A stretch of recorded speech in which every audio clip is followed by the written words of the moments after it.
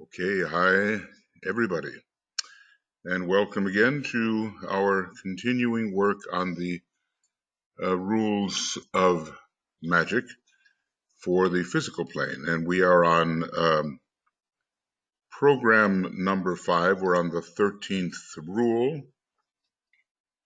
and we've come to that point where we're going to be dealing with the precipitation of thought forms. So let's see if I can get everything lined up here in the proper manner. We have just finished working, I think, a very interesting section on the potencies produce precipitation. That's sort of a summary statement, a general statement which DK has offered with that triple P mnemonic. He often does that, to help us understand more clearly. And basically, he's talking about the descent of the idea from the thinker who controls the potency and its quality into the brain and the physical plane for precipitation. All right. Now, let's venture into this question of the precipitation of thought forms. Okay. DK says, what is a precipitation? Maybe we all have our own idea about that. Certainly a condensation and a denser materialization. Many definitions could be given, and most of them, being clothed in words, would lose much of their true significance, but some idea may be conveyed in the following terms. It seems that in some of this material we've been working with, Master DK is not particularly fond of the limiting tendencies of words. A precipitation is an aggregation of energies arranged in a certain form in order to express the idea of some creative thinker, and qualified or characterized by the nature of his thought, and held in that peculiar form as long as his thought remains dynamic. In a sense, we human beings, with our personality, are precipitations of the thought form of a monad, really, aided by its extension, the soul. We are an attenuation of monadic intent. So it's a coming together of various energies, and the form that they take is important, and the form is supposed to represent the idea in the mind of the monad, or in the mind of the thinker, the creative thinker, and is held in that arrangement as long as the will of the creative thinker decides to hold it. So let's, I think the thing to do here is to call that to our attention by enlarging. An aggregation of energies arranged in a certain form in order to express the idea of some creative thinker. It's not just a thrown together aggregation, thoughtlessly thrown together. I suppose one can precipitate various chaotic energies and it will still be in some sense a precipitation, but we're looking at this in a fairly particular sense and in relation to the white magical process. So, It expresses the idea of some creative thinker, and it is qualified or characterized by the nature of his thought, which a chaotic precipitation would not be, and held in that peculiar form as long as his thought remains dynamic, as long as it is fed by the will, as long as he willfully intends to hold it. Of course, this within reason. When the soul decides that form has served its purpose, it looks away and no longer sustains that thought form we call the human body and other parts of the personality, and that body begins to fall apart and can no longer by itself sustain the form in which it was precipitated. These words are an attempt to express a symbol found in the same ancient book, or rather compilation referred to earlier in our consideration of Rule XIII. We realize that Master DK, having much of the planet Mercury in his makeup, has a job of translating, transforming, interpreting symbols to which we have no access, sources to which we have no access, and if we did, could we read them even? But he is able to and conveys to our types of mind some approximation of the original. Certainly these symbols emerging from the remote past constitute the working tools, if I might so express it, of the thinkers who guide our racial and planetary evolution, and that's not the one, is it?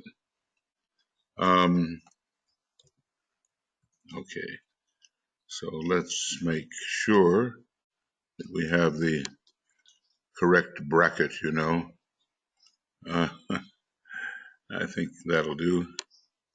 Okay, and then right. And these are members of the spiritual hierarchy of the planet, the guides. So the plan itself, the divine plan, is written out on some material, a peculiar alloy or metal on a number of pages of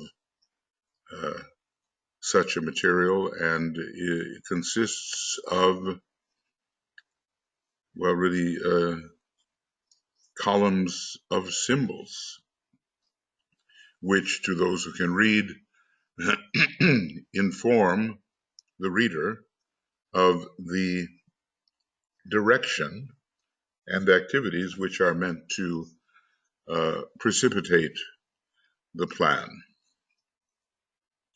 All right, so there are always guides to our planetary evolution, and that we must always remember, and our goal is to contact these guides and be even more in touch with what their intent may be, because they have certainly a much better idea of what is the nature of the divine plan. This particular symbol might be described as follows. Well, it'll give us an idea, right? A blazing sun forms the background, and at the very center of that sun appears an eye, projecting downwards towards the right.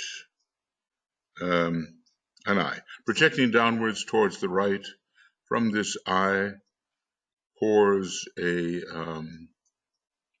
stream of energy in the form of a beam of light. It rays outward, widening towards the end into a second circle, and in that circle is a cross resembling what is called a Maltese cross. At the center of the cross is another eye, and within the eye the sacred word Om, presumably, between the arms of the cross, forming, therefore, another cross is the swastika, as a symbol of creation and manifestation, and not as a perverted symbol used by ignorant racists.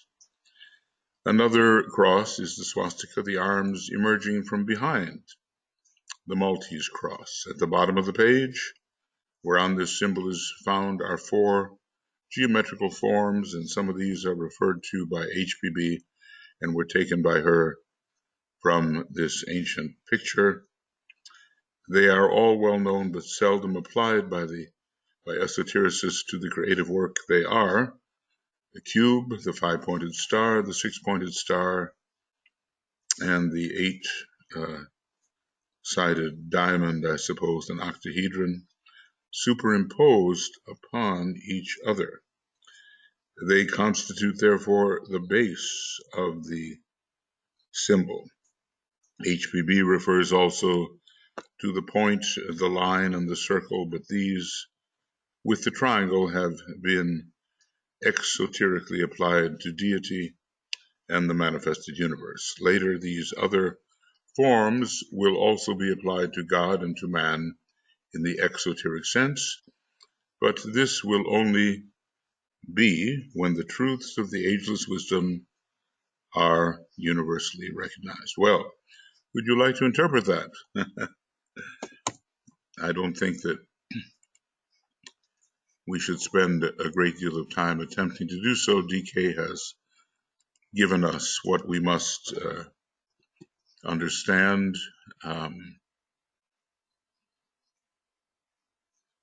Yeah.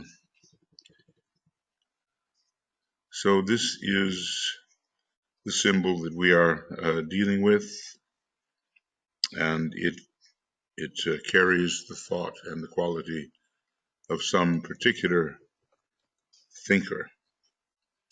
Okay. These words are an attempt to express a symbol found in some ancient book.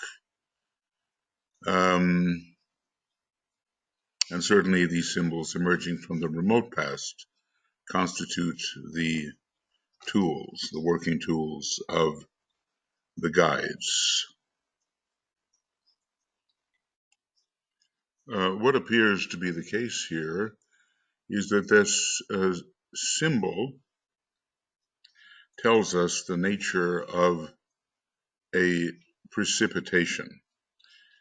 The central sun from which the beams are directed, or the beam in this case, contains the entire thought and can be looked at as the creative thinker. Now, the stream goes towards the right. I'm not sure whether that's the right of the viewer, or more probably the right of the creative thinker. And it seeks form. And the form is suggested by the Maltese cross and by the swastika in back of it, which means that there will be a precipitation, because the swastika, well, you can look at it in 2 ways. One takes us out of matter, and the other, more popular presentation, takes the thought and externalizes it, materializes it.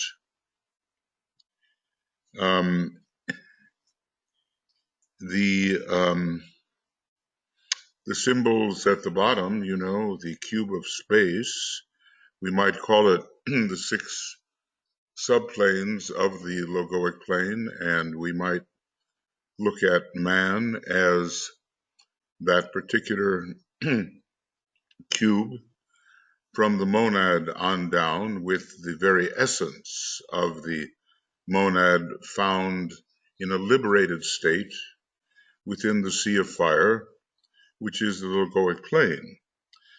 The 5-pointed star namely the 5 planes of Atma and or the soul, the 6-pointed star, the monad in its highest understanding, and the 8-sided diamond, all of these being superimposed upon each other in a manner about which I'm not sure, but maybe if we consulted this book called The Mathematics of Cosmic Mind by Plummer, we would see such a super imposition. I suppose we're dealing with an octahedron here, and I suppose there is a square somehow in the midst of this octahedron, this 8-sided diamond. Now you kind of wonder, is this diamond suggesting the jewel in the lotus? Generally speaking, they are considered to be 7 rays coming forth, but sometimes reaching from the jewel in the lotus via 8 streams of energy is suggested. The number 8, of course, corresponds with Mercury and with communication and with a reaching, a raying forth, and 8 is closely connected as well with the star Sirius. And it is the number from one point of view, from a higher point of view, of the Christ. Okay, it has also some lower meanings.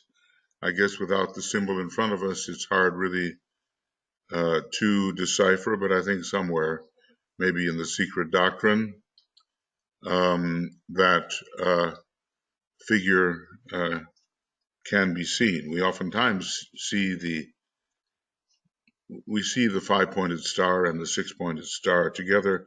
Generally, the 6-pointed star is elevated and has a higher meaning than the 5-pointed star. Okay. Let us say that in any case, these 4 symbols are all of them having a strong reference to the important aspects of the microcosm, or maybe any created extension of a higher creator. So we find the monad here, we find the soul here, maybe we find the jewel in the lotus, possibly, and the personality is included. There's something about the cube related to Mars and which represents materiality. But let's just say this whole symbol is about precipitation and what precipitation is. Since the beam is going off to the right, it's a positive beam, because the magician or any great creator has to set his form upon the proper path, and that would be toward the right. As for the exact meaning in this context of the Maltese cross, I cannot be sure, but again, we have the 8 from the 4 arms of the Maltese cross and the 4 arms of the swastika, which may be turning in the direction of precipitation. We are not told. But the higher aspects that the creator is thinking are brought into form via this kind of symbol, and it will affect maybe any of the created forms, that of a man, that of a higher kingdom of nature, that of a globe, the cube, the 5-pointed star, the 6-pointed star, the 8-sided diamond, all of these can represent the major aspects or factors in any one of a variety of projected forms for beings of different capability. Man is probably, one of the lowest, and there are higher beings to whom these would apply. All right, so basically he's saying we have to learn how to read the symbols, and here is a symbol which itself deals with what the nature of a precipitation actually is, and it has, in this context, a very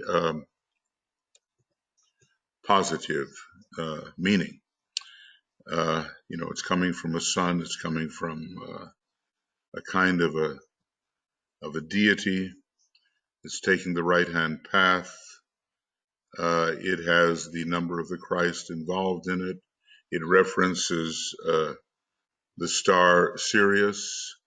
It is an extension from using an intermediary, and Mercury associated with the number 8 is always an intermediary.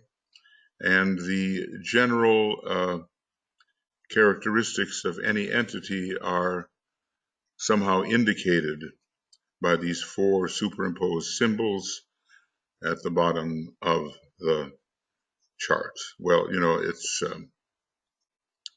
not really an exhaustive interpretation, but just what I've said is just an indication of how one might be able to think of such a symbol, and maybe, of course, you may have your own methods of doing so.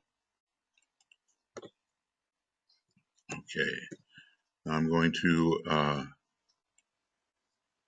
always make sure that I have this. Okay.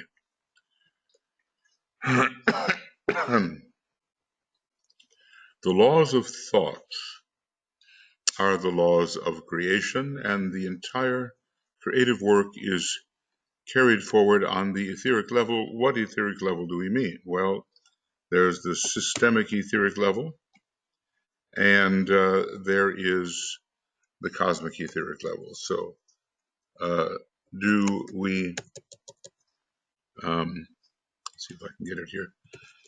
Do we mean the systemic ethers or the cosmic ethers, or both?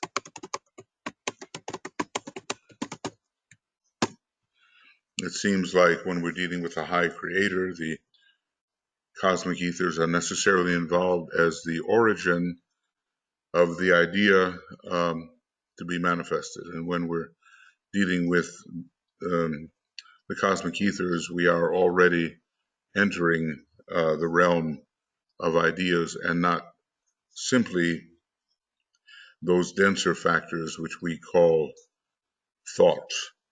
Although from another perspective, the higher types of intuitions and ideas will be residing in the realm of the super cosmic ethers, namely these. If I can go there, the super cosmic ethers will be the cosmic Buddhic, cosmic atomic, cosmic monadic, and cosmic logoic or adic planes.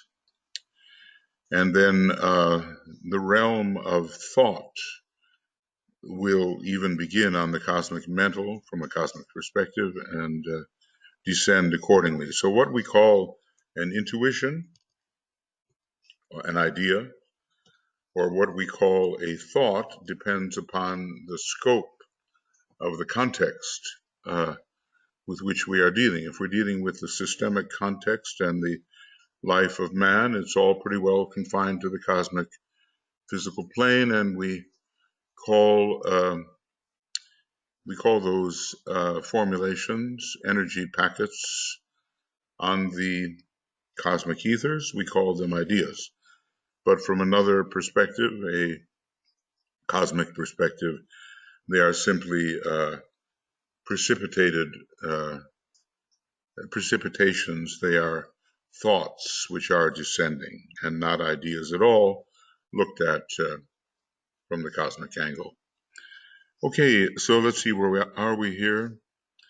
The laws of thought are the laws of creation, and the entire creative work is carried forward on the etheric level. I mean, all the formulations of our physical nature have to do with systemic creative activity on the systemic ethers.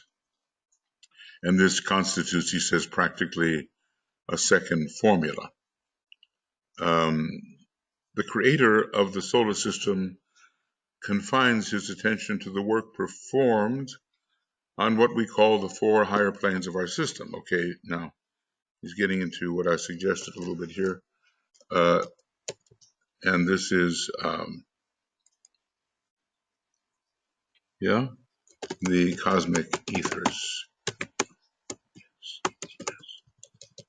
Okay, let's see if I have anything here about cosmic ethers rather than having to write it out. Well, no, I don't. So I will write it out. And CSET, cosmic etheric matter, I have that ET. So this is going to be a cosmic ether, and that's good. And then I'm going to have something a little extensive, cosmic ethers, CS, ETS, cosmic ethers. Okay. Thanks for your patience. I'm just trying to hit my stride here a little bit. Okay. So a second formula. The creator of a solar system confines his attention to the work performed on what we call the four higher planes of our system, the cosmic ethers. The lower three are mental, emotional, etheric, physical planes, constituting the cosmic dense, physical, I suppose this means plane, I guess. The cosmic dense physical plane. And we're familiar with that idea. Maybe the lower 18 subplanes are more dense by themselves than if we would include the three planes of higher mind. They are in a category somewhat on their own. They are part of the dense physical body of the solar logos, but when it comes to the planetary logos, do we have there for the planetary logos the beginning of the etheric planes? Or do the three higher mental subplanes also constitute part of the dense physical body of the planetary logos? I think, there's some investigating to do on that question. So the lower three constituting the cosmic dense physical plane are in the nature of precipitation. Okay. And they are not principled from the cosmic perspective, but certainly they are principled from the perspective of man. Only the very lowest dense physical subplane is not, or the three lower subplanes, including liquid and gaseous, are not principled from the perspective of man.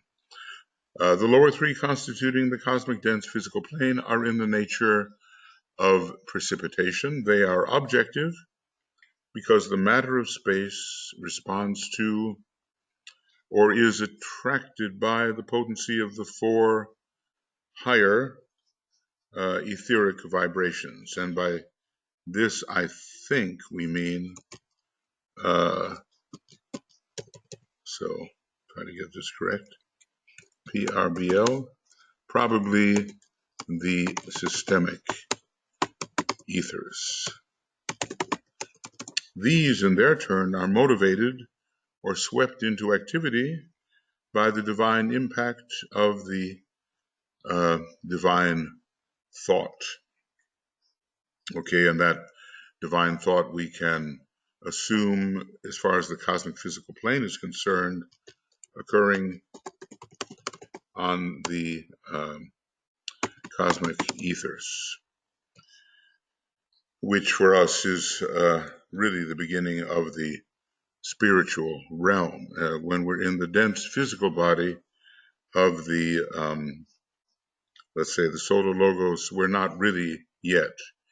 In the spiritual realm, we might look at the higher mental plane as kind of transitional towards the spiritual realm, because it has the projection of the solar angel as within the egoic lotus, growing, manifesting within itself. The planes of higher mind have the egoic lotus growing there, supported by an emanation or an energy stream from the solar angel. So these lower three are objective because the matter of space responds to or is attracted by the potency of the four higher etheric vibrations, and they are swept into kind of an aggregation or congestion. We are sometimes told that dense physical forms are really congestions in space. So aggregations and congestions. These in their turn are motivated or swept into activity by the divine impact of the divine thought, which, we can say is occurring within the cosmic ethers, though its origin is much higher on the cosmic mental plane. And just as our Buddhic plane is considered to be the home of transcendental mind, so the cosmic Buddhic plane would have its higher analogy, and on this cosmic Buddhic plane would have something that goes beyond divine thought per se. It would be divine intuition, cosmic intuition. Well, those are just words to fill out the picture, and we have a lot of attainment to achieve before we can come close to understanding what those structures and those vibratory levels might be. If in fact those higher cosmic planes have their own kind of matter. We know the cosmic physical plane does have its own kind of matter, built on what we call the bubble or bubbles in the koilon. But is it also true of the higher cosmic planes? What is the material structure, if there is one, of those planes? It's beyond us. And as the Tibetan says, he hasn't been there, so he can hint, he can infer, and he is a master of the law of analogy. And in the books, much is said in these sort of shambolic libraries, let's say. But to speculate upon the prakritic or non-prakritic condition of the cosmic plane superior to the cosmic physical plane, well, it would be at this point maybe an exercise in futility, although maybe the analogy does hold. Okay, so we've looked at this in the cosmic sense. Now maybe there is a similar procedure where man is concerned. The law of analogy and the tighter law of correspondences. These are the great interpretive laws of various structures found in universe, in galaxy, in solar system, on planet, and also within man. And of course, I'm leaving out quite a number of levels necessarily. Just as soon as man becomes a thinker and can formulate his thought, desire its manifestation, and can energize by recognition. And interesting how energizing of the four ethers occurs. Energized by recognition of the four ethers, a dense physical manifestation is inevitable. So that's an important statement, isn't it? Talking about the creative process. Okay, so let me call attention to that.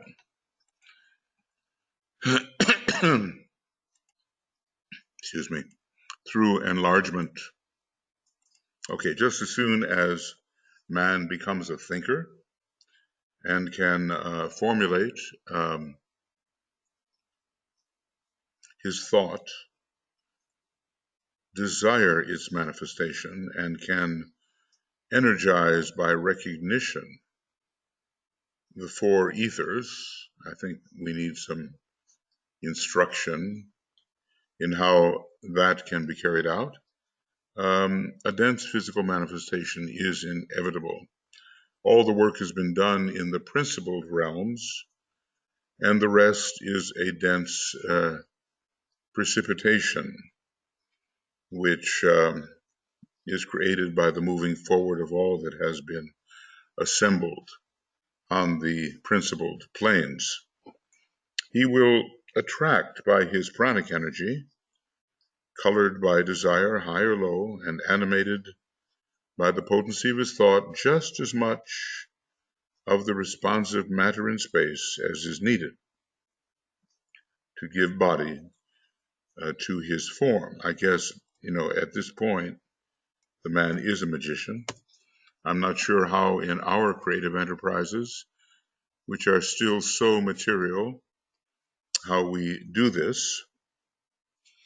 But let's just say it seems to be an automatic process in this context.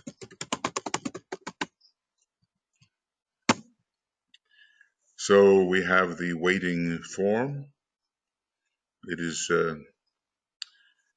mentally coherent. It is filled with the desire for appearance, and it has the formulating etheric energy, holding it together so that it can present a physical form, which can then be clothed in the very densest type of matter of which presently we can be aware. Maybe there, is some kind of matter of an eighth sphere or below the type of dense matter that we consider the lowest. But, that's a speculation. It's probably correct, but we have no way to deal with that, and probably it's off limits for us anyway. There are certain areas, that are off limits. Maybe, I think, the seventh subplane of the astral plane, where he tells us the usual, the hell state of the average believer is found, is off limits. And also the sixth subplane, we are not supposed to have matter of those two subplanes at all built into our astral body. But sometimes I wonder, these people who are creating horror films and have an imagination which seems to range in this ghastly and ghoulish area, whether they have breached some sort of barrier which puts them at the mercy of those forces, and all they can do then is to express dramatically what they find, either that or be obsessed or haunted or in some way driven into a very unhealthy state with regard to their psyche. So we stay away from those monstrous areas where everything is cacophony and division and dissonance. We stay away from those. We may occasionally get an intrusion, but what I understand from Master Moria is that if the heart center is strong enough, those obsessing intrusions will not occur.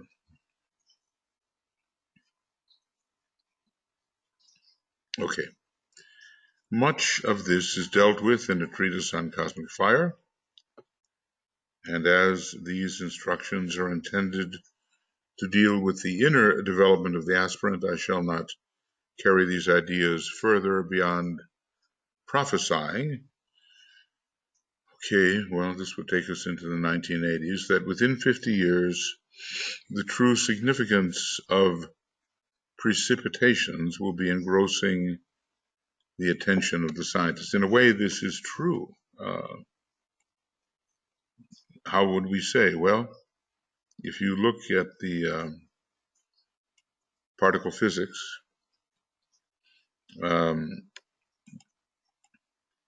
and such an elaborate technical setup as they have with the CERN tunnels, where huge speeds of particles can be achieved and collisions arranged and so forth.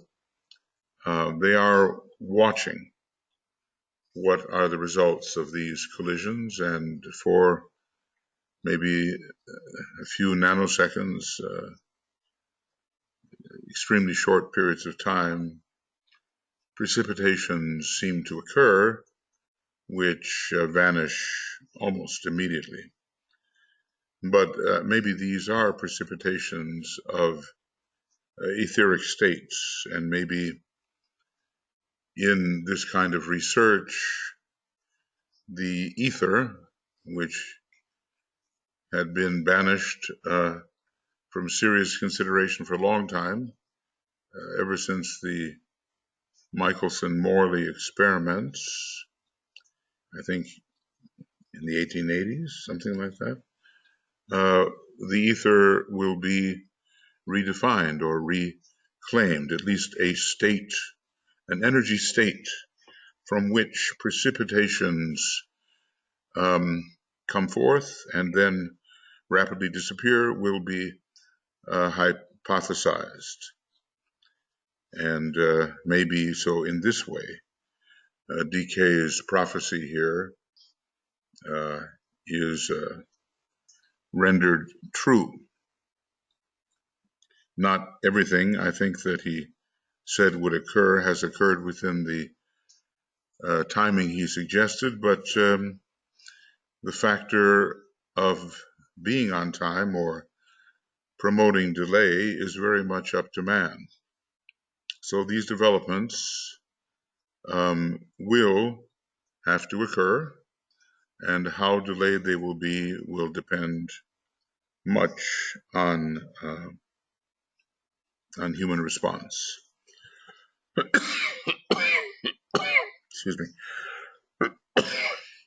Occult students would do well to give the subject careful thought. It can be approached in two ways, and I think especially those, who are using the fifth ray extensively. On the other hand, he did say that the scientists who are using the fifth ray and who are working under the fifth ray are in many ways the true occultists. So the door to the scientific approach to that which appears to be insubstantial and immaterial is greatly aided by the fifth ray, and we all have to really learn how to use it. Okay, we should give all this careful thought. It can be approached in two ways. There is, first of all, the study of the objective world in which the individual finds himself. Now, we can't evade this. This is called the study of the Garden of Gethsemane, garment of God. Okay, and there's a wonderful section from the old commentary where the avid fifth ray type is giving all his attention to studying the garment and forgetting who it is and what it is that lies behind and within the garment, and which demands discovery, which is difficult at first for the fifth ray type. So concerned is he about the particular aspects of the externalization of that inner God. So concerned is he about the garment being worn by the inner God. And it's a beautiful section. I wonder if I can just do a little bit here to suggest where it might be found without reading the whole thing. And he's going to say something like this: know me. And so here it is in the law of repulse. And the word goes forth from soul to form. I'm just reading randomly here. Behind that form I am, know me. Cherish and know and understand the nature of the veils of life, but know as well the one who lives. Know me. Let not the forms of nature, their processes and powers, prevent thy searching for the mystery which brought the mysteries to thee. Lower cap, see? Full cap and then lowercase. Know well the form, but leave it joyously and search for me. Well, this is a marvelous statement about how the fifth ray type has to repel his usual prejudices. So somehow here found on page 368 and 369 is a great deal of what we need to know about the garment of God and the mystery behind that garment. In other words, we can involve ourselves with many mysteries, but the mystery of it all tends to escape us if we are too hard-headed or too skeptical or believe only in the reality of precipitations which we can uh, sense and which we can register. Okay, so that is his prophecy, and maybe in the precipitations of the particles in the particle physics, we are finding something that is fulfilling DK's prophecy here. So, first of all, we study, he says, the objective world, the garment of God, in which the individual finds himself. Okay, GROG, garment of God. I tend to want to, that's like grog, you know. Don't want that. GROG.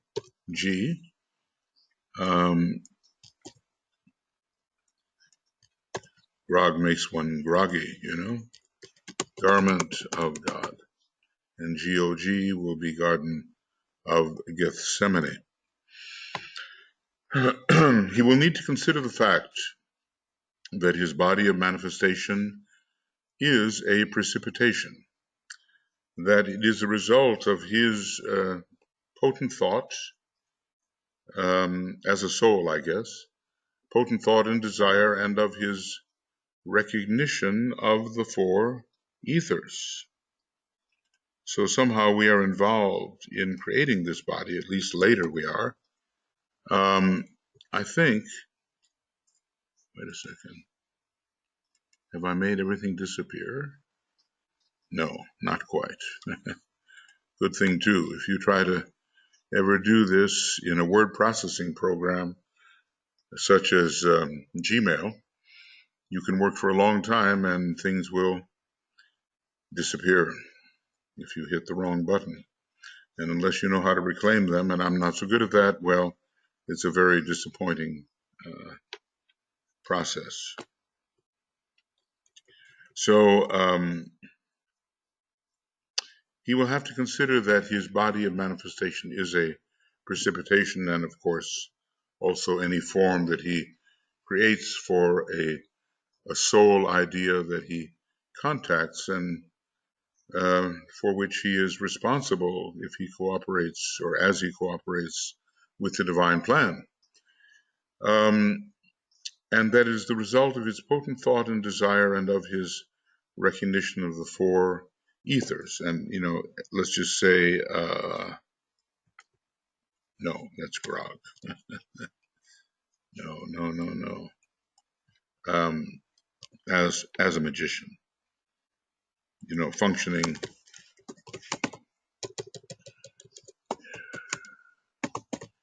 and working as a magician. Well, the soul is the great magician, of course. But as we mature in our consciousness, I think that within this higher mental plane, we can begin to cooperate with the angel of the presence, or whatever we will call that extension of the solar angel, which is present and supports the vitality and form and structure of the egoic lotus. He will need to understand that this form, which he has created, will persist just as long as the dynamic power of his thought holds it together, and that it will dissipate when he, occultly speaking, takes his eye away. Well, in a way, the solar angel or angel of the presence has only to look away from the lower man, and the death process will begin. He will need to consider also that his environment is the result of the work of an aggregate of group thinkers. And it says your group to which he belongs. It seems like something is missing. An aggregate of group thinkers, maybe, to which he belongs. This concept can be traced back all the way from a family group to a group of egos who closely interlinked form a group, an egoic group, on the higher level of the mental plane, and on again to the seven major thinkers of the universe. And what do we mean by a universe? There are greater and lesser meanings. Here, it seems that he does not mean the grand entirety, everything found in the universal logos and its extension, but maybe a solar logos, maybe a solar system can be considered, in a sense, as a universe.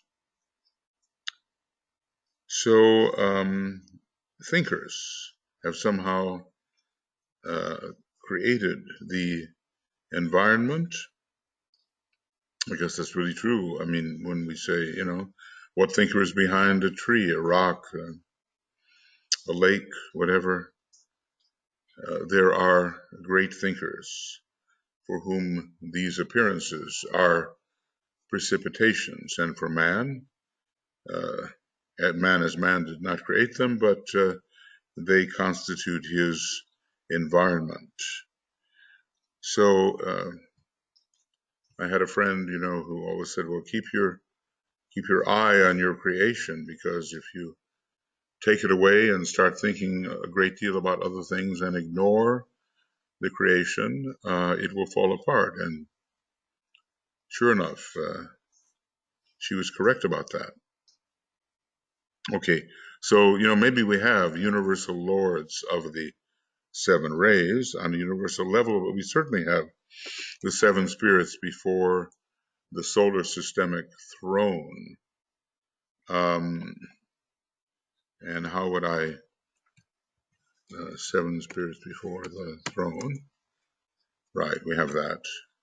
These seven, in their turn, are swept into activity by the three supreme magical workers the manifested Trinity. Now, I think I can show you that in this diagram. It's the three above the seven. The seven spirits before the throne are these seven triangles, at least in their etheric presentation, and the three above are the three logoi. But of course, we probably can trace the essence of these beings to much higher cosmic planes. So all of these great beings appearing on the cosmic physical, it's not that they don't have the cosmic monadic level operating at their very center.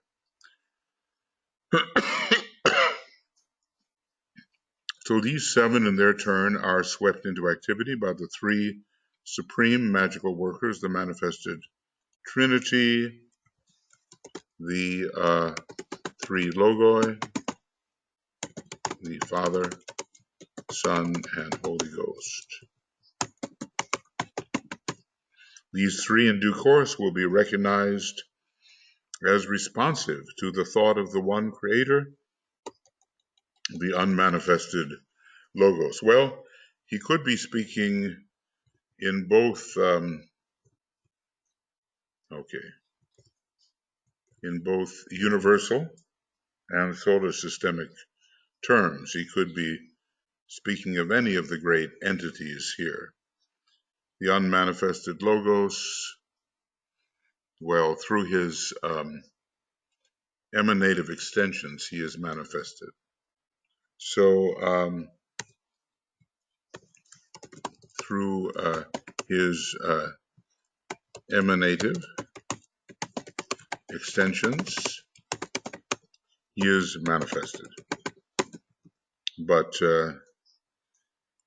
in his highest position in a universe or in a solar system, there are others who represent him, we might say. There's a lot of depth to this when we get into the subject of the creators and the manner in which they undertake a self-becoming, which we call creation often, but which is more, I think, an emanative self-becoming. And I want to say here that the great creators undertake an emanative self-becoming.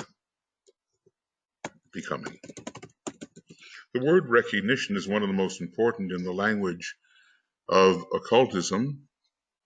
Maybe we recognize, we've descended along a certain line of emanative contraction, we might say, and we reascend. And as we reascend, we recognize what we saw when we were descending. So the word recognition is one of the most important in the language of occultism and holds the clue excuse me, to the mystery of being. It is related to karmic activity, and on it the lords of time and space depend. I don't know how much we can make of that just yet. Certainly these great lords have karmic administration to deal with, and they have to recognize where it is appropriate. It is hard to illustrate this in simple terms, but it might be said that the problem of God himself consists in this, and that he must manifest a threefold recognition. Well, I think what we can do now is to say that this is the end of hour 1 for program, which program? Number 5. Somewhere we have this program number 5 for a treatise on white magic video commentary, namely rules for the physical plane. Where are we? he must manifest, right? PHP, rules for the physical plane. And so we're involved in Rule 13.2. All right, I think we can simply move forward. Sorry for this ongoing cough. Okay, so anyway, here it is, the problem of God. Who is God? Well, maybe God is the solar logos, the hierarch of any particular great system. In another respect, God is our planetary logos, and it was that the Christ was speaking more to Sanat Kumara as an extension of the planetary logos than he was speaking to what we might call the God of the solar system, or the God of the local cosmic logos, or the God of the universe. Maybe essentially they're all the same, but we have to have our proper limits. And when Christ was addressing the Father, just who was he addressing? And I believe that in this case it was going to be Sanat Kumara as a representative of the entirety of the planetary logos, but on our particular globe and on the higher levels of our globe. So what are the recognitions? A threefold recognition. What is this problem of God that he must manifest? A threefold recognition.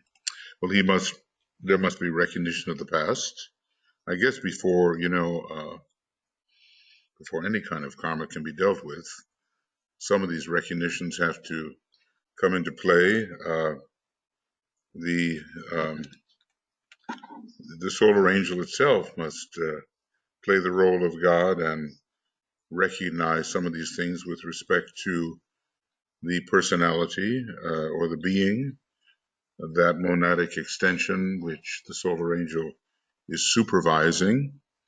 So recognition of the past, which necessarily involves a recognition of that matter in space which is, through past association, already colored by thought and purpose, and maybe the thought and purpose of the personality under supervision, when the one who is recognizing is of a lesser degree than God itself. But anyway, what type of matter has been affected, qualified, colored by thought and purpose?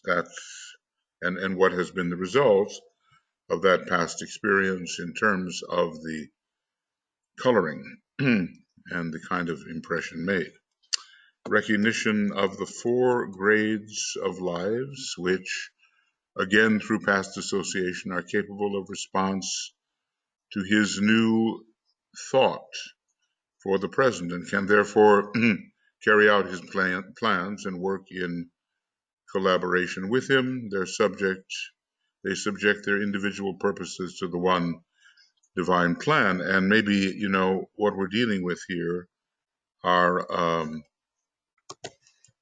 creative hierarchies. Okay. Excuse me. Okay, so now I have it. It sounds like we're dealing with self-conscious beings. So the types of lives may be measured from man and above. If we are to look at, let's see here, from the ordinary list, there we go. Okay, so here are various creative hierarchies or aggregations of monads, and here's the human hierarchy, but above them and ruling or at least found expressing upon the cosmic ethers, are the lesser builders, the divine builders, and the divine flame. I don't think that we can. I don't think that we can talk about cooperation coming in any conscious sense from the three hierarchies below uh, humanity, the crocodiles, or the lunar lords, or the elemental lives, baskets of nourishment, etc. So we have to speculate here that that is what he is meaning. So God has to recognize the four grades of lives, conditioning the four cosmic ethers who can collaborate with him. And, in these places are found the Raja Deva lords and great beings altogether, solar angels, and even higher beings when compared to man. So they subject their individual purposes to the one divine plan, and no unconscious or non-individualized creative hierarchy could possibly do that. Recognition of the objective which exists in his something has happened here and I'm sorry. So let me search for it, and we'll say that it's in, recognition of the objective, called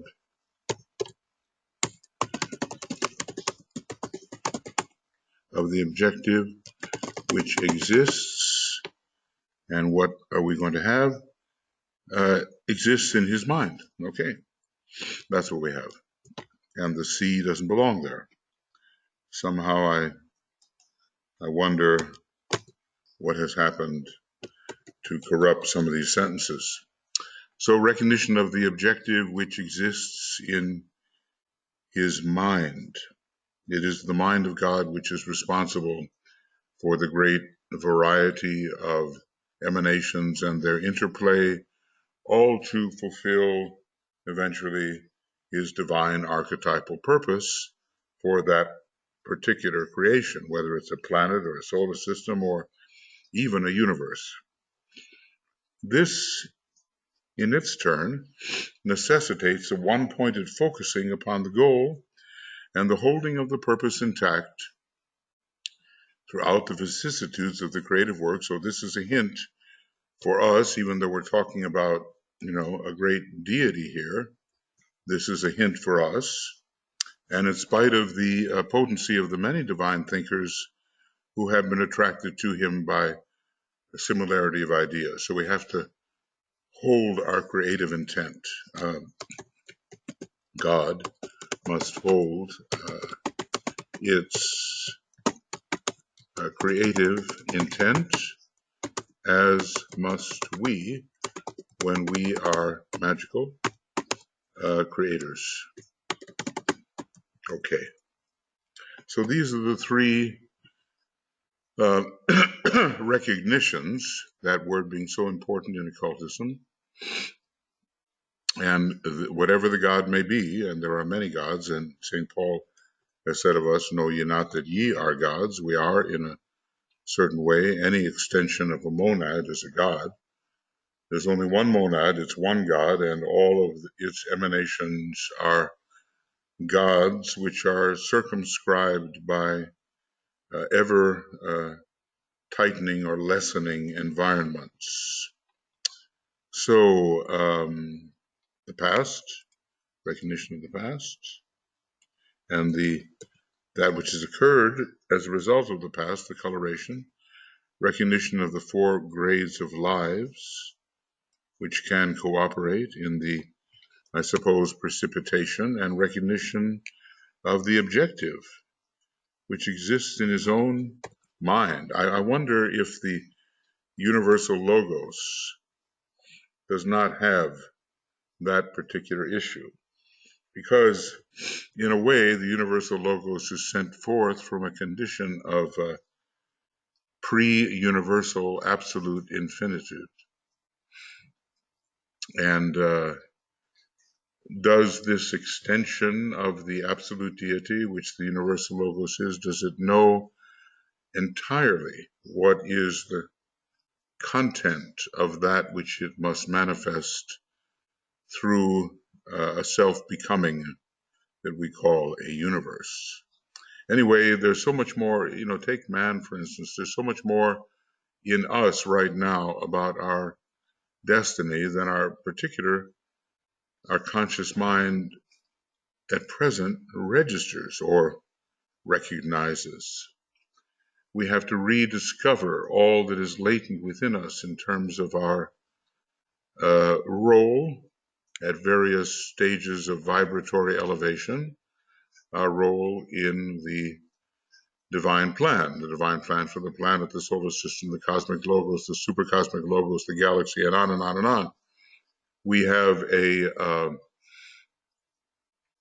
role to play, and of course our identity will change as we go. We'll find ourselves to be, in essence, really wider and wider beings than the little individual we thought ourselves to be. So some kind of merging of identities will occur as we ascend until finally there's only one identity remaining, and that is the universal logos itself.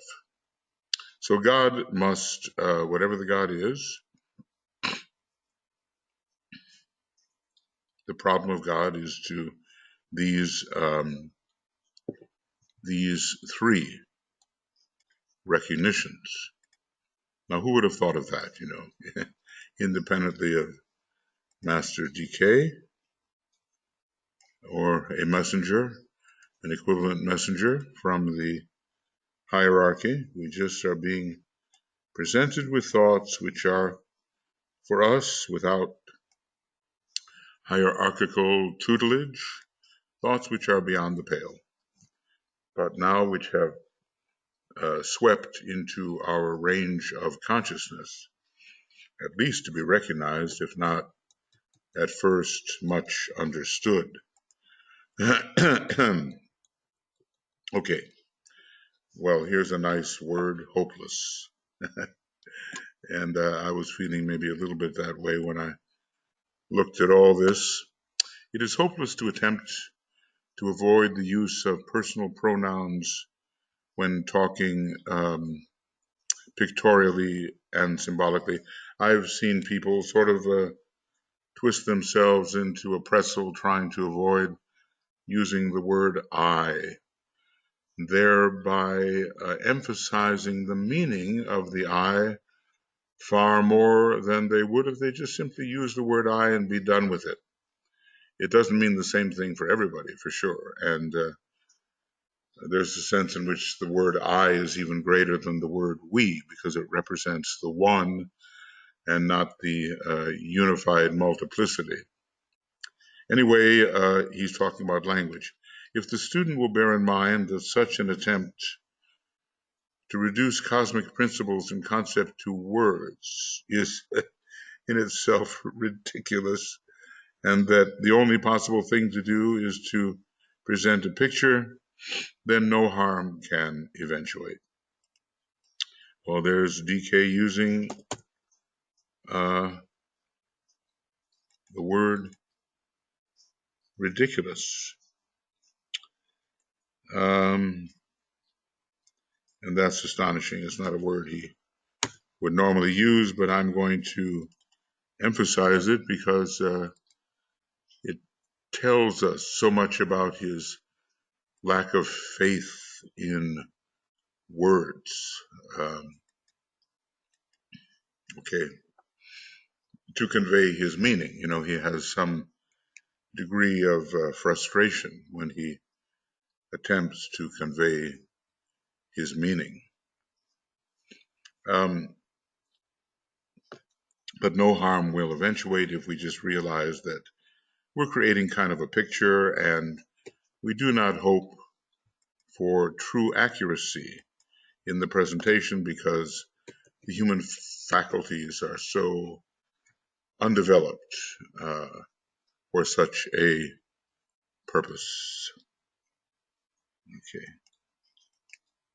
All right. But the pictures change as evolution proceeds upon its way, and the picture of today will, at a later date, be deemed no better than a child's rough scrawl. You know how when we have children, they come home from school and say, "Hey, look what I drew," and it's the square and it's the triangle and it's a house and little figures are there, and we compliment that effort, of course, but we know what is a child's rough scrawl compared to a detailed blueprint, a detailed drawing which accounts for all of the constituents and their scope and their relationships. We know these things. So one day our picture of our planet and solar system and ever enlarging context will be just seen to be rough indeed. And if we're humble, well, we'll just accept that that is inevitable given the temporary undevelopment of our mind. A new picture will then be presented, simpler and more harmonious and more beautiful until it, in its turn, is deemed inadequate. And you wonder about the picture of the final consummation of a universe as the universal logos sees it. And you kind of think of comparing that to the absoluteness of infinitude. And again, it's not adequate in terms of what reality, post-prolaic and pre-universal reality really is. The same recognitions on a lesser scale govern the activities of the solar angel. Now, we're coming down a bit, right? Are we not? So let's just put it here. It always happens to me. We are descending and dealing with a great, though lesser, creator than, quote, God, whatever God may be. We have to have a certain tolerance for this word God, because after all, it is a relative term, very relative.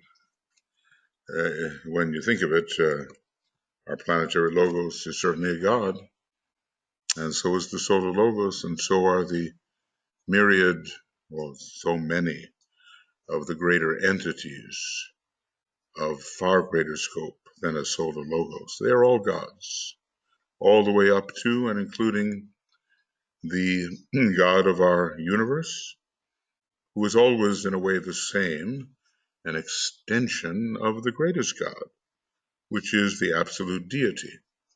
And that absolute deity is post-prolaic and pre-universal, and it has the power to act. Whereas the absoluteness, which is indescribable, what can you say, does not have the power to act, at least creatively. It can represent itself somehow as the absolute deity who is the actor, at least, for the present, and according to my present level of ignorance, this is my conception of these things. But of course, I'm aware of the child's rough scrawl, but we have to ascend in our picturing of the universe through a variety of scrawls that get a little clearer and a little more beautiful, a little more harmonious as we go. So anyway, the same types of recognitions here on a lesser scale govern the activities of the solar angel as he proceeds with the work of incarnation and of manifestation upon the physical plane. I guess, what does he have to know?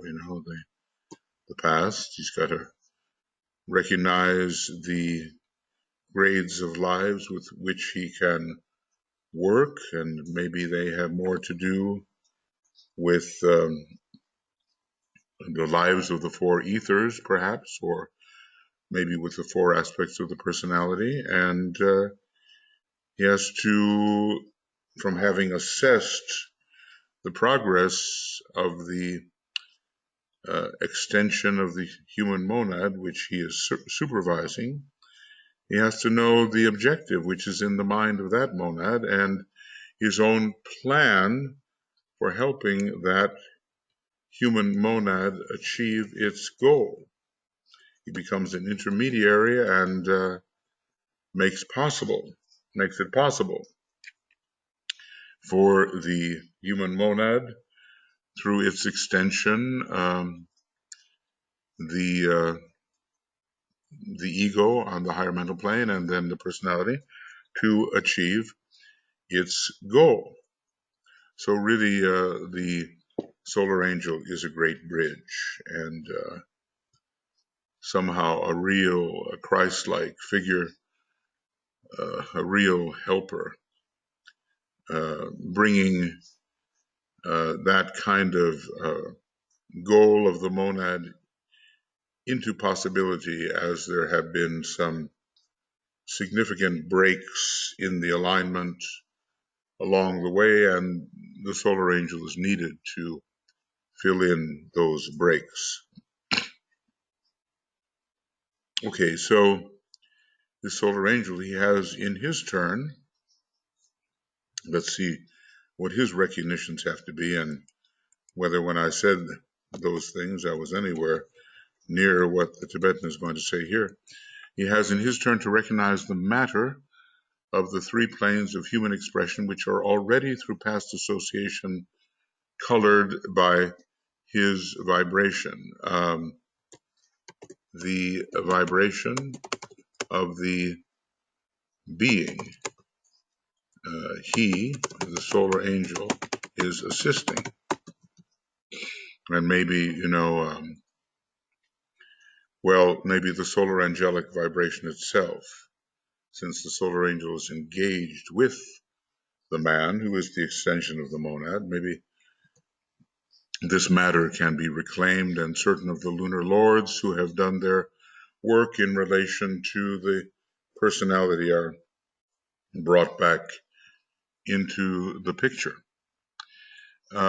He has to recognize the groups of lives with which he has had relation and with which he must again work.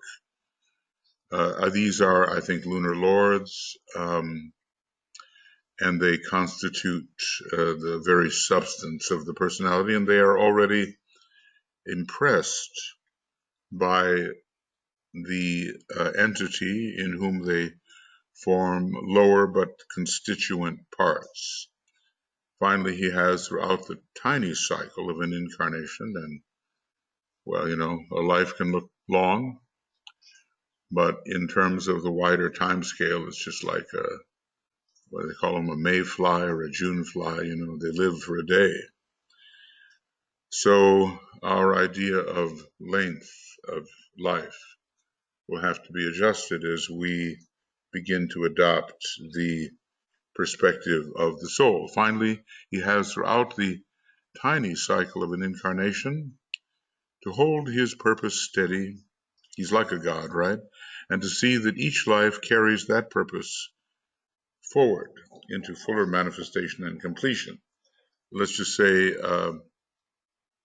here that from the perspective of the solar angel,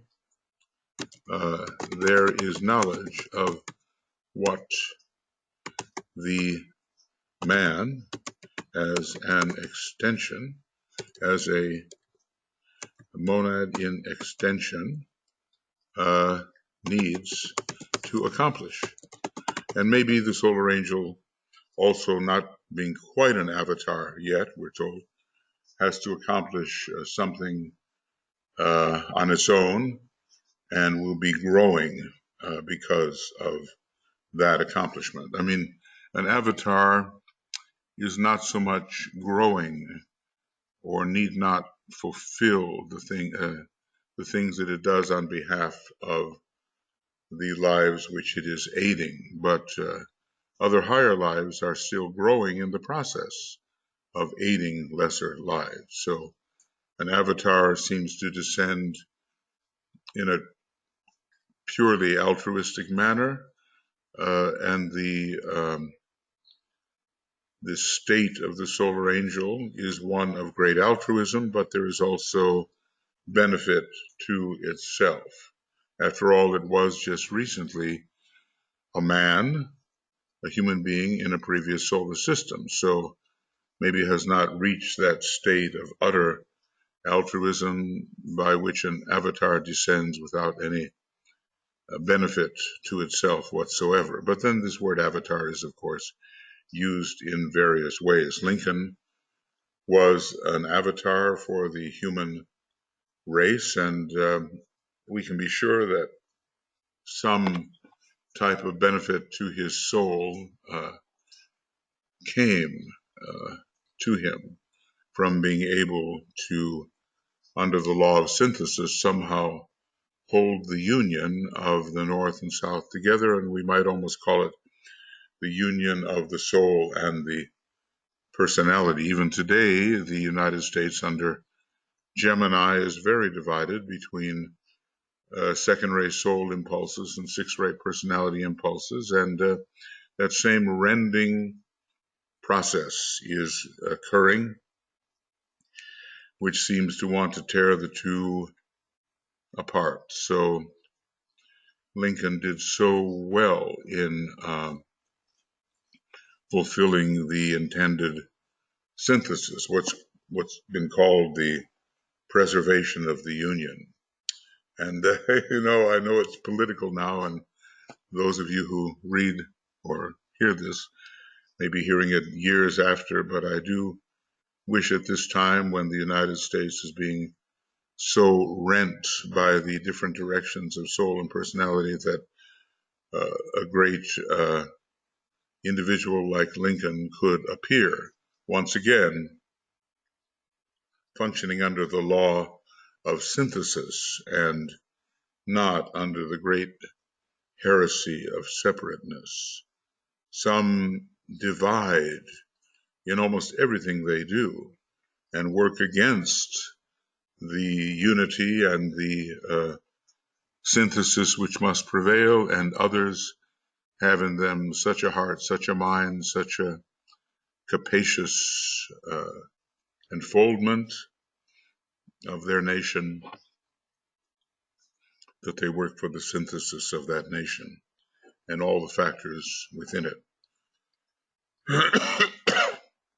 Now we're descending, from God to the solar angel to the human being. The work of the human being also, as he endeavors to become a creative thinker, lies along analogous lines. His creative work will be, we're dealing with creative thinkers in all of this. In all of this, we are dealing with the recognitions of creative thinkers, the necessary recognitions of creative thinkers, whether it's a God, or what we refer to as God, whether it's the solar angel, a great being who relatively recently was once a human being, or whether we're dealing with the human being per se. All right, so his creative work will be successful if he can recognize the tendency of his mind, and that tendency emerges through the medium of his present interests, for these have their roots in the past. So this is the recognition for man, for the human being. This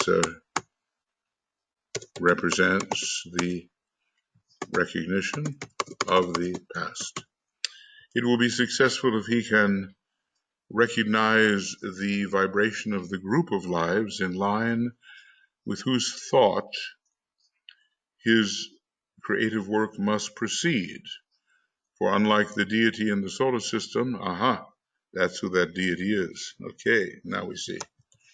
That deity is, in this context, in this case, a solar logos.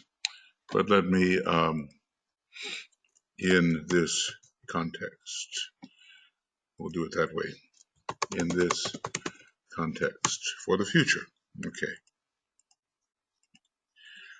So if he can recognize the vibration of the group of lives in line with whose thought his creative work must proceed, for unlike the deity in the solar system, he cannot work sole and alone. He must work in group formation. He must, the human being must work in group formation. So maybe we have, masters here and higher masters and Chohans and shambolic beings, as well as group associates. Anyway, he has to work together with others. He cannot direct full aspects of the divine plan. He cannot work sole. Now, look at that word. You see what he's done? Sole and alone, because that's the name of our solar logos in a way. Soul, S-O-L. And it represents the word solitude. And a great feature of our solar logos, or maybe any solar logos, is that it can work on its own in the all oneness that he realizes with respect to his coming solar system. And who shall say whether in those greater spheres of existence in which our deity plays his part, let's just say he's getting to that point, a cosmic logos, for instance, or a supercosmic logos, he is any more free from cosmic group influences than the individual is free from impression by his environing impulses. This is where Master DK lets his speculative mind range. So, there are, man works in connection with groups and groups surrounding him, and also under the direction of groups like an ashram or a greater ashram, or a group like Shambhala. Let's just say,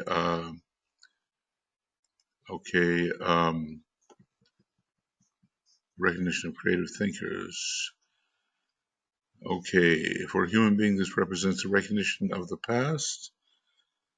He cannot work sole and alone.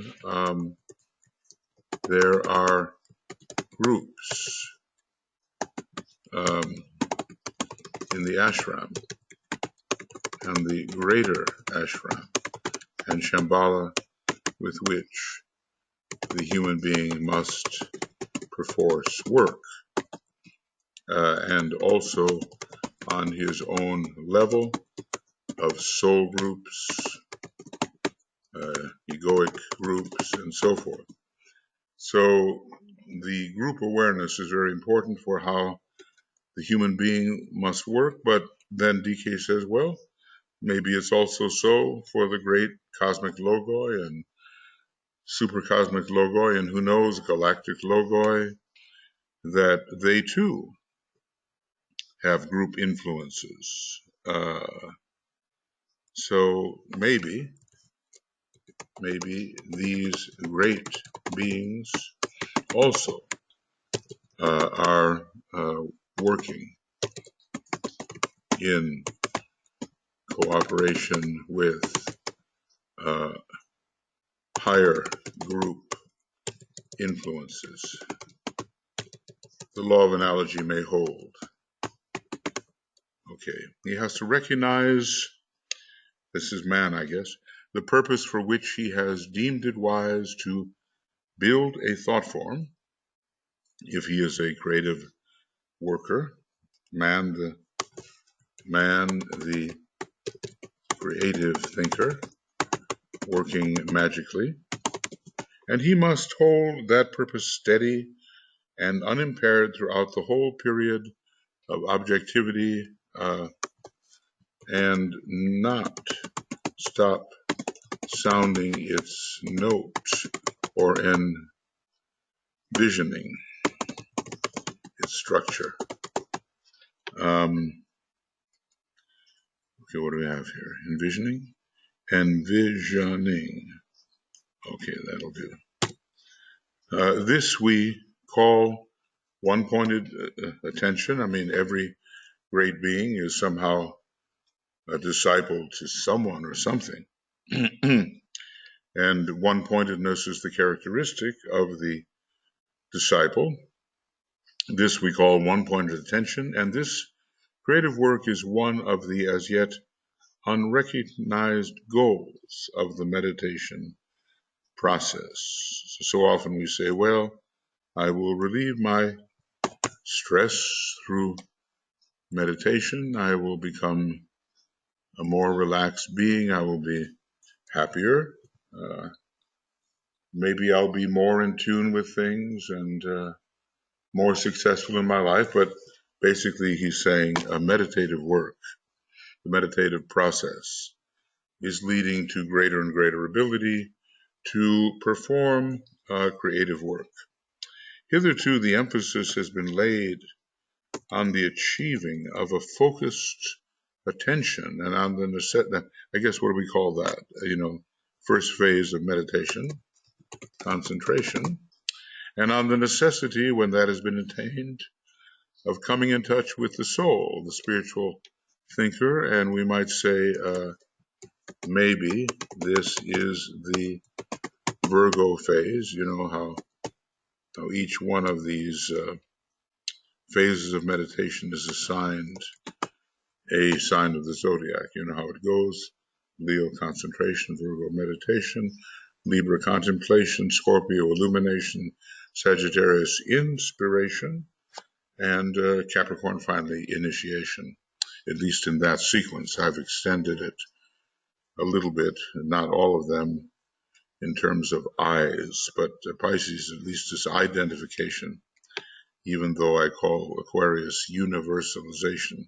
Couldn't find an I word, maybe someone else can.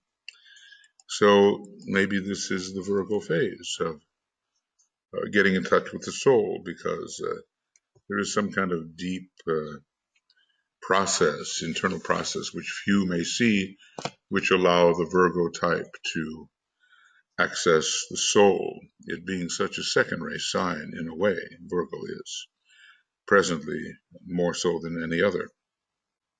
But later decades will see the emerging of a technique of creation. So that's what we're learning, how to be creative workers, and we're learning how to, I'd say, self-become. It's my impression.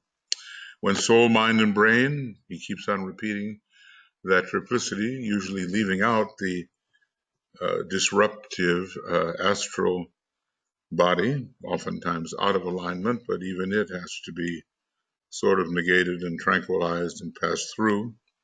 When soul, mind, and brain are unified and facility in unification has been achieved, further instruction will be given in the creative arts.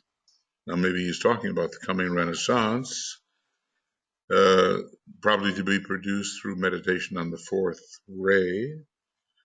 But he's also saying that the technique of creation and of meditation, which leads to right performance of the technique of creation, is a creative art.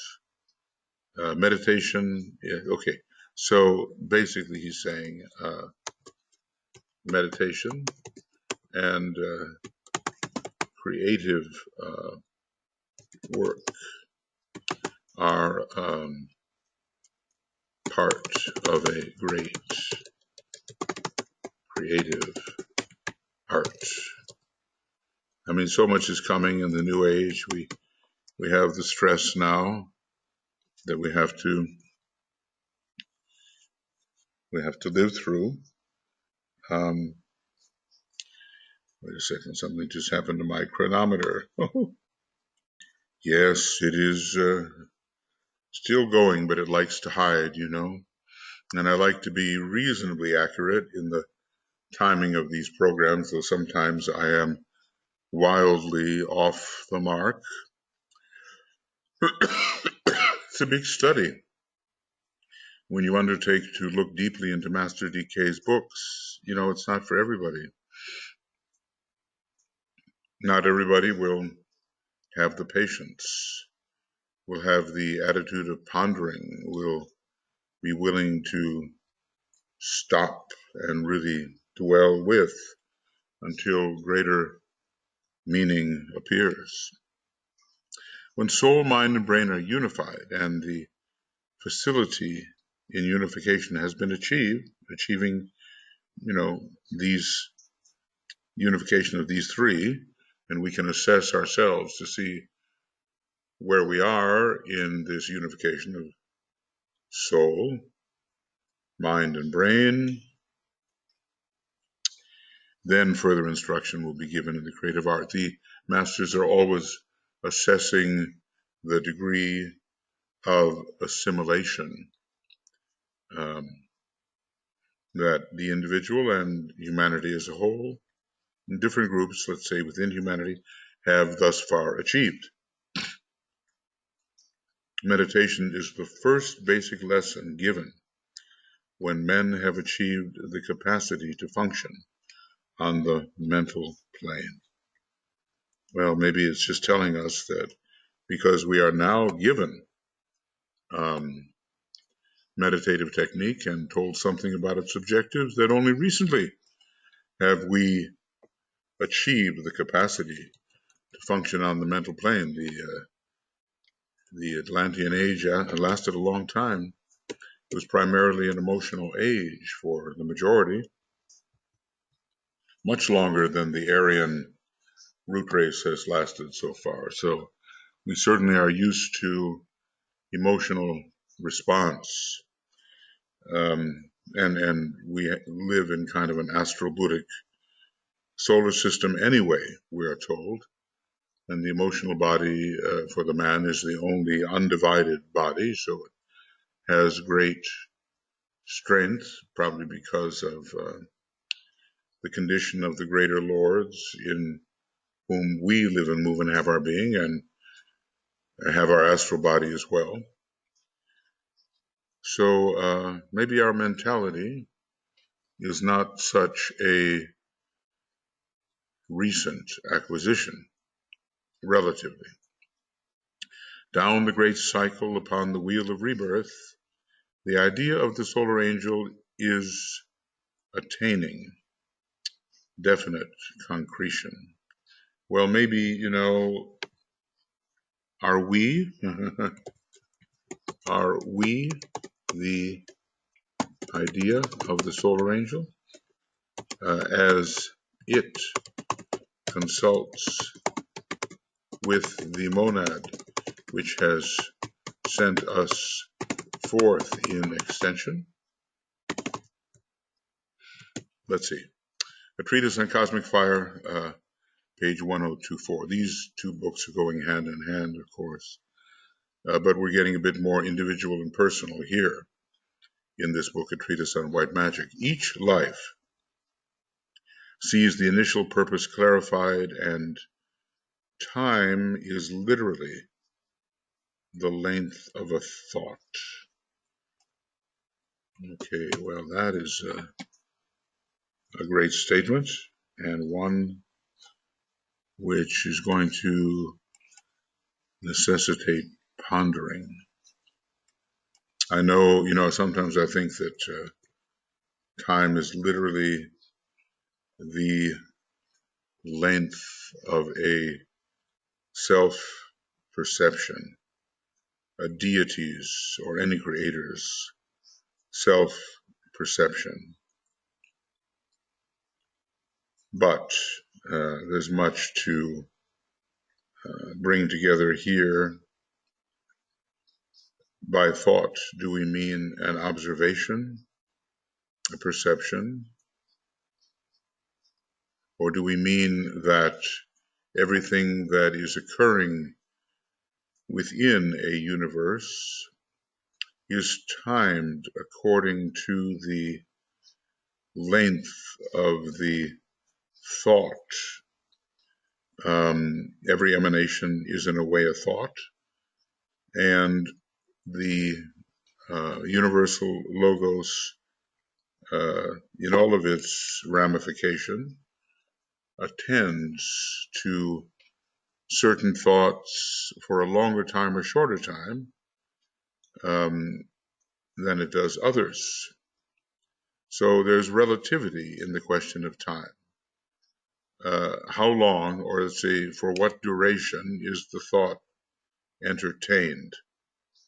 In other words, say we have two thoughts, one of them continues and another disappears. The one that disappears, we say, is shorter and lasts for a shorter length of time than the one that continues. But we have constantly to be comparing the appearing and disappearing of thoughts in order to measure their relative time. I've often questioned myself and wondered whether the duration of a universe is a fixed duration relative to measurements taken within the great breath.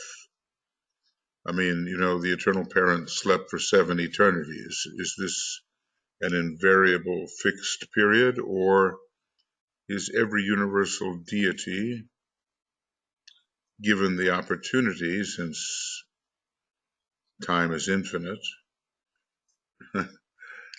to work through completely the archetype which must be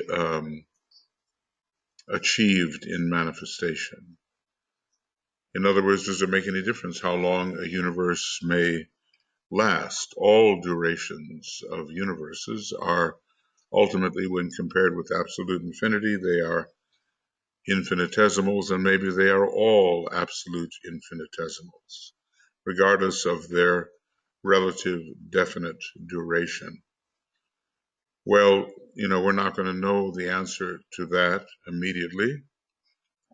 Does every universe last relatively when measured against the non-universal span or the span of another universe?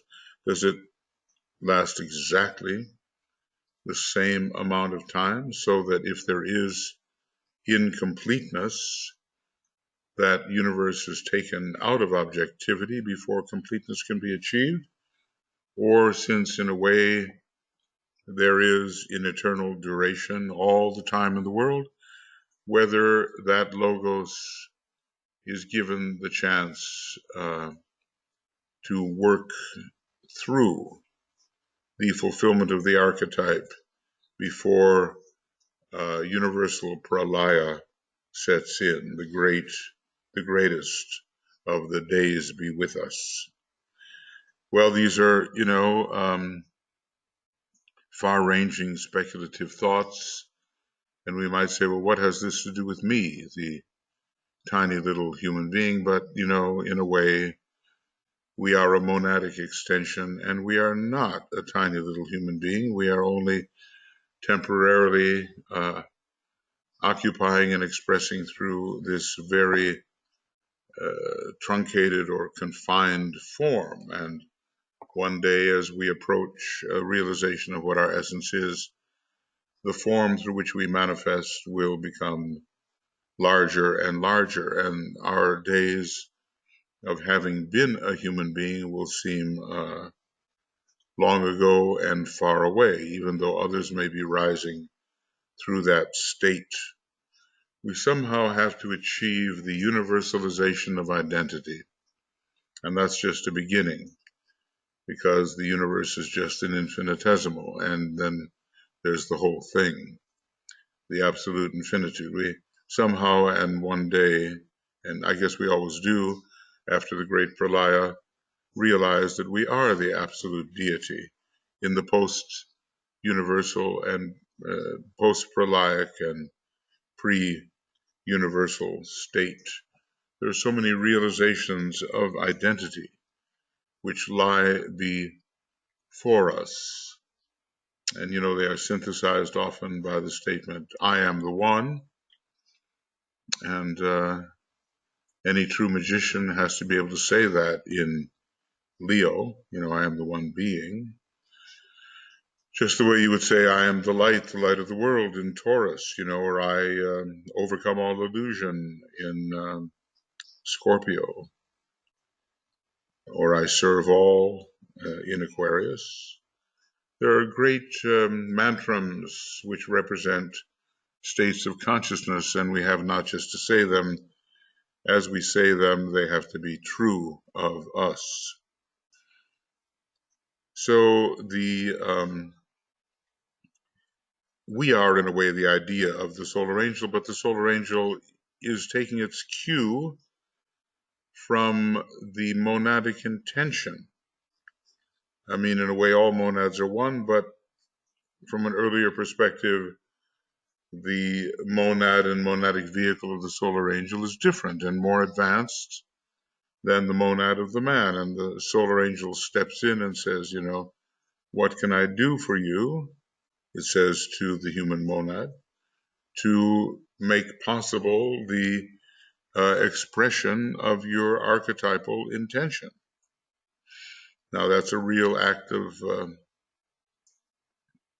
sacrifice. And as long as we want something for ourselves more than we want to sacrifice those somethings for the sake of others and for their achievement, we still have a long way to go. We really are, as vast as it may seem to us, we are dealing with the ABCs of the great science and art of occultism. Okay, this same basic truth underlies the creation of all forms. The same process, really. He's dealt with God, with the solar angel, with the human being, and now he's saying the creation of all forms on the physical plane. Whether it is a thought form, embodying the urgent desire of a man for selfish acquisition, a selfish thought, in other words, or that thought form which we call a group or an organization and which is animated by the unselfish purpose and embodies some disciples' mode of helping humanity. Let's just say creating an organization, or better, an organism. Let's say that Master DK has a lot to do with the Red Cross. We've been told, and it's charitable and medical services, and he stands in a way behind it. So there is a group, organization or organism, which is animated by unselfish purpose, ideally, and embodies that particular disciple's mode of helping humanity. That disciple is a master, but through the Red Cross, he is helping humanity, and he considers humanity first and not the national status of the combatants, let's say in a war or in some emergency situation. Human beings are considered first as human beings. So it's truly a humanitarian service. Okay, so it underlies group work regarding a group as an entity If a group could appreciate the power of this fact and recognize its opportunity, it could, by its one-pointed fixity of purpose and its focused attention to the spiritual objective, perform miracles in salvaging the world. Gosh, it's almost like an invocation to the Red Cross. But of course, one group which does this is the spiritual hierarchy of our planet. And it will be, in a sense, performing miracles regarding the salvaging of humanity and the various kingdoms of nature and of our planet. I here appeal to all who read these words to reconsecrate themselves.